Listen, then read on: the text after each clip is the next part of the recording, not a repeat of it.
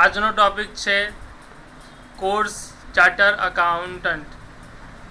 જો તમારે જાણવું હોય કે ચાર્ટર અકાઉન્ટન્ટનો કોર્સ ક્યારે એસ્ટાબ્લિશ થયો, એને કોણ મેનેજ કરે છે, એમાં કેટલા લેવલ આવે, એની કેટલી ફીસ છે, એમાં કેટલા પેપર્સ છે, એનો મિનિમમ પાસિંગ ક્રાઇટેરિયા કેટલો છે, એન્ડ એટ ધ એન્ડ કે તમે સીએ બની જાઓ પછી તમને કેટલી સેલરીઝ મળે, આ બધું તમારે જાણવું હોય તો જોડાયેલા રહો મારી ચેનલ કોર્સ ટીચ ઉપર. My name is HK Solanki. Okay, ચાલો તો આજે આપણે શરૂ કરીશું charter accountant course regarding full details. First question is establish ક્યારે થયો ચાર્ટર અકાઉન્ટન્ટ કોર્સ? તો it is established by under the Chartered Accountant Act 1949 on 1st July. Okay, ક્યારે આ બાળકો? On the 1st July 1949. Then next one is manage કોણ કરે છે આને? તો manage by ICAI, that means Institute of Chartered Accountant of India. કે આ બોડી છે જે ચાર્ટર્ડ અકાઉન્ટન્ટ બનાવે કહેતા કે દેટ મીન્સ એનું સર્ટિફિકેટ આપે, yes you are the qualified person as an chartered accountant. તો એ કોણ સર્ટિફિકેટ પ્રોવાઈડ કરે? ICAI પ્રોવાઈડ કરે. એના રિગાર્ડિંગ જે એક્ઝામ છે એ બી કોણ કન્ડક્ટ કરે છે? ICAI કરે. જે બધા અકાઉન્ટિંગના રૂલ્સ છે એ પ્રિપેર કોણ કરે?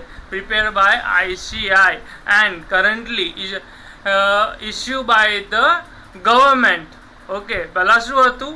ગવર્મેન્ટ ICAI ક્રિએટ કરે and also issued by ICAI, but nowadays the ICAI can manage and create the rules regarding to the accounting and then after issued by the government. Okay, that means here managed by the ICAI. Then next question is eligibility. કે આ કોર્સની અંદર entry કોણ લઈ શકે? તો entry માટે જોઈએ તમારે મિનિમમ 12th ક્લિયર. તમારું 12th ક્લિયર હોય with 55% then definitely you can enter in this course. Now question, શું આની અંદર ખાલી કોમર્સ સ્ટ્રીમના જ એન્ટ્રી લઈ શકે? ના, આ કોર્સની અંદર કોમર્સ, આર્ટ્સ, સાયન્સ દરેક ફિલ્ડના વ્યક્તિ એની અંદર એન્ટ્રી લઈ શકે. હા, એટલું ખરું કે જો કોમર્સ ફિલ્ડનો વ્યક્તિ હોય તો એને થોડુંક સમજવામાં આસાની રહે, બરાબર. પછી આમાં 3 લેવલમાં સ્ટેજ છે. એમાં ફર્સ્ટ લેવલમાં એન્ટ્રી લેવી હોય તો એના માટે 12th જોઈએ, એન્ડ ડાયરેક્ટલી કોઈને સેકન્ડ લેવલમાં એન્ટ્રી લેવી છે તો ગ્રેજ્યુએશન ક્લિયર જોઈએ with 55%. Same apply here. Any stream commerce ફિલ્ડનો હોય, આર્ટ્સ ફિલ્ડનો હોય કે સાયન્સ સ્ટ્રીમનો હોય, everyone can apply for the second level of CA and he or she can eligible for that. Okay, અહીં ક્લિયર થઈ ગયું eligibility, 12th clear. Okay, then next one is courses. જે આ જે CA નો છે એ 3 લેવલમાં ડિસ્ટ્રીબ્યુટ થયો છે. ફર્સ્ટ વન છે તમારો CPT છે, સેકન્ડ વન છે એ IPCમાં આવે, ફર્સ્ટ CPT, સેકન્ડ IPC કહેતા કે intermediate, and third one is final one. Okay, એટલે આનું ખાસ ધ્યાન રાખવાનું. કેટલા પાર્ટ? 3 પડે. તો તમે જ્યારે 12th ક્લિયર કરીને એન્ટ્રી મારો એમાં તમારે શેમાં એન્ટ્રી આવે? CPTમાં એન્ટ્રી મળે તમને ફર્સ્ટ પાર્ટની અંદર. ઓકે, અને જો કોઈની ઈચ્છા હોય કે ના after the graduation I can join this course, while you can enter directly in the second level. It's called the IPC. Okay, clear?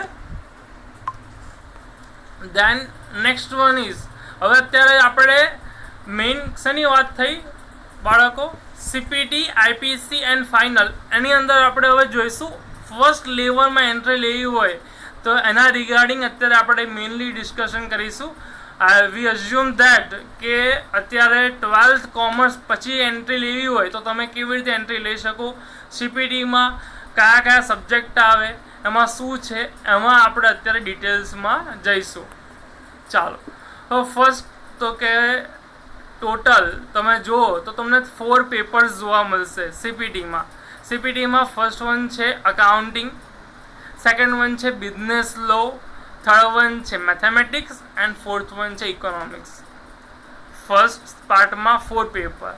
Second પાર્ટમાં આપણે પેપરના નામ રીડ નહીં કરીએ, ખાલી વર્બલી જોઈ લઈએ. 4 અને 4 8 પેપર્સ તમને જોવા મળે આઈપીસી ઇન્ટરમીડિયેટ સેકન્ડ પાર્ટની અંદર. એની અંદર ગ્રુપ 1 ને ગ્રુપ 2 પડે. ગ્રુપ 1 કહેતા કે તમારા ફર્સ્ટ 4 પેપર અને ગ્રુપ 2 કહેતા કે લાસ્ટ વન 4 પેપર એ તમારે ગ્રુપ 2માં આવે. સિમિલરલી આવે ફાઇનલમાં પણ તમારે આ પ્રમાણનું જ રહેશે. First group 1 and second group 2. Group 1માં તમારે રહેશે 4 ક્વેશ્ચન પેપર જે અહીંયા આગળ તમને ડિસ્પ્લે ઉપર શો થઈ રહ્યા છે હાલમાં. એન્ડ ગ્રુપ 2ની અંદર બીજા 4 પેપર્સ જે અત્યારે તમને ડિસ્પ્લે પર શો થાય છે. ઓકે, એવી રીતે 8 પેપર્સ તમને ફાઇનલમાં પણ જોવા માટે મળશે. હવે આઈપીસી અને ફાઇનલની વચ્ચે તમારે આવે ટ્રેનિંગ લેવાની, બરાબર. તે ટ્રેનિંગનો પીરિયડ તમારો રહેશે 2.5 વર્ષનો ટ્રેનિંગનો પીરિયડ રહેશે.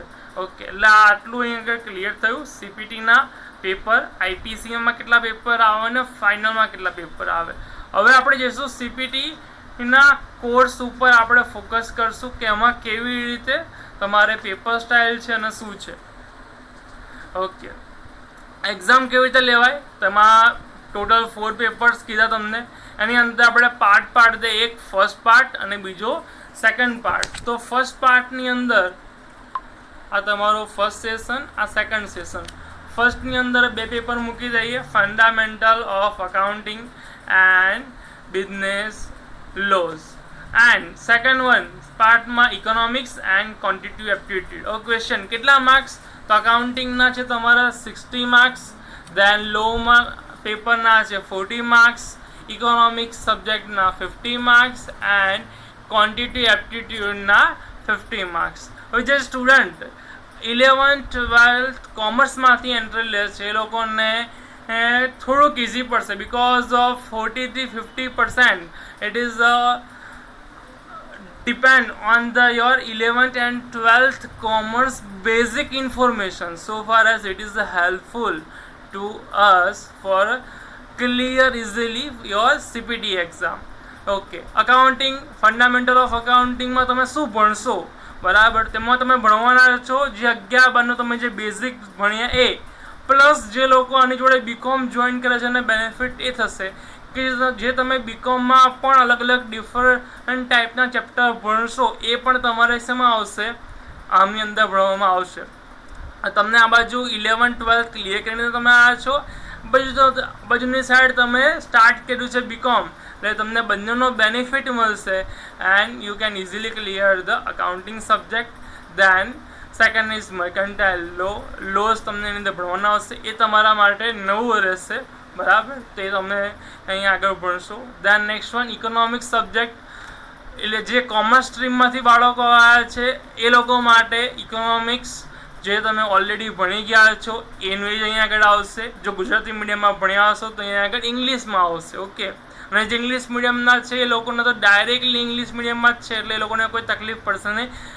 એ સ્ટુડન્ટો માટે બહુ જ સહેલું રહેશે આ. દેન ક્વોન્ટિટેટિવ એપ્ટિટ્યુડ, સ્ટેટિસ્ટિક્સ છે, મેથેમેટિક્સ છે, એ બધાની અંદર ઇન્ક્લુડ થશે. જેને મેથ્સમાં ઇન્ટરેસ્ટ છે એને બહુ જ ઇઝી લાગશે, બરાબર. આવી રીતે 4 પેપર માર્કિંગ તમે અત્યારે સ્ક્રીન ઉપર જોઈ રહ્યા છો અને ટોટલ તમારા માર્ક્સ થાય 200 માર્ક્સ. ઓકે, તો હવે ક્વેશ્ચન આગળ ક્રિએટ થાય તમને કે આમાંથી હવે કેટલા માર્ક્સ આપણે પાસ કહેવાઈએ, કેટલા marks minimum requirement of marks કેટલા, તો તમારે એના માટે 50% રિક્વાયરમેન્ટ છે. કેટલા બાળકો, only the 50% is required for your clear the CPT level.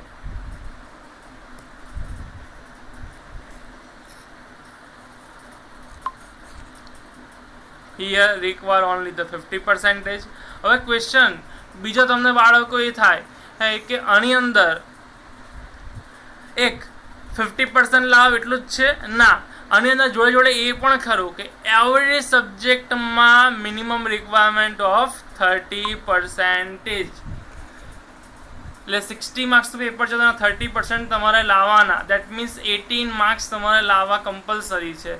જો ઇફ યુ ફુલફિલ ધ 200માંથી 100 માર્ક્સ તમે લઈ આવ્યા, બટ તમારે અકાઉન્ટ સબ્જેક્ટની અંદર માનો કે 15 માર્ક્સ થયા તો તમે એ ક્લિયર કર્યું ન કહેવાય. કેમ? કન્ડિશન છે minimum requirement 30% in each and every subject.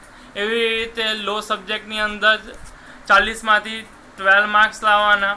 પછી ઇકોનોમિક્સના પેપરમાં પણ 50 માર્ક્સમાંથી 15 માર્ક્સ લાવવાના. એવી રીતે મેથ્સના પેપરમાં 15 માર્ક્સ લાવવાના.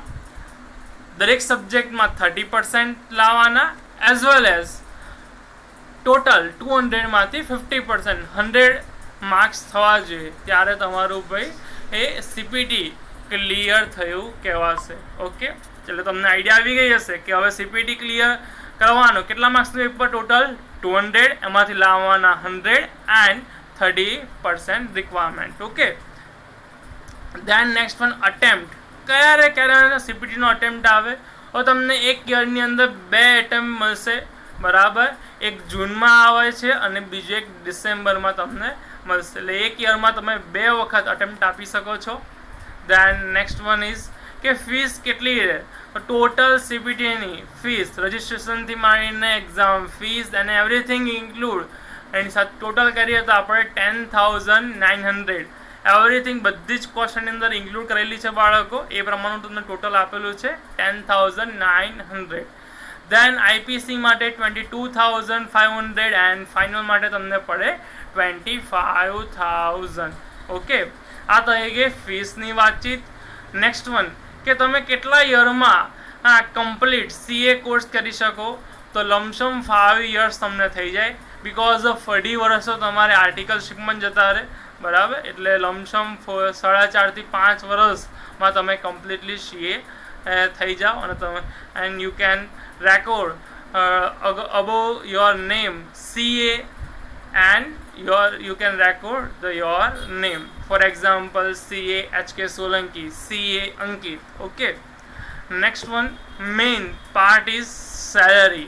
કેટલી મળે? આ 5 વર્ષ મહેનત કર્યા પછી આપણને સેલેરી કેટલી મળે? તો annually start with the 8 to 10 lakhs. Okay, and as per your performance also increase your salaries. Okay, and I hope so you can everything know about the CA course. And if you want to more details regarding to CA course, you can also visit the site of the ICAI. Thank you everyone for watching this video.